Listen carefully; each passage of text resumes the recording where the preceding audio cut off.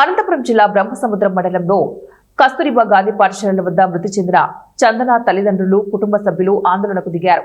తమ కూతురుకు మృతికి కస్తూరిబా గాంధీ స్కూల్ ఎస్ఓ మహాలక్ష్మి కారణమని విద్యార్థిని చందన తల్లిదండ్రులు ఆరోపించారు. స్వగ్రామం పడమటి కోడిపల్లి గొల్లదొడ్డికి చెందిన చందన బ్రహ్మసముద్రంలో కస్తూరిబా గాంధీ స్కూల్లో 9వ తరగతి చదువుతున్న విద్యార్థిని చందన దసరా సెలవుల అనంతరం తిరిగి పాఠశాలకు వెళ్లిన 2 రోజులకు అస్వస్థకు గురైంది.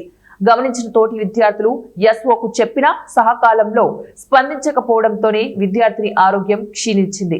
ఆలస్యంగా విద్యార్థిని చందన తల్లిదండ్రులకు సమాచారం ఎస్ఓ అందించారు. అప్పటికే విద్యార్థిని పరిస్థితి విషమించడంతో స్థానిక ప్రభుత్వ హాస్పిటల్కి తరలించారు.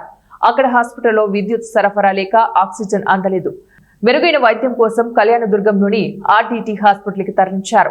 చికిత్స పొందుతూ విద్యార్థిని చందన మృతి చెందింది. తల్లిదండ్రులు తమ కూతురు మృతికి కస్తూరిబా గాంధీ స్కూల్ ఎస్ఓనే కారణమని నిర్లక్ష్యంగా వ్యవహరించిన వారిపై తహసీల్దార్ పోలీస్ చర్యలు తీసుకొని తమకు న్యాయం చేయాలని డిమాండ్ చేశారు. అధికారులు హామీపై ఆందోళన విరమించారు.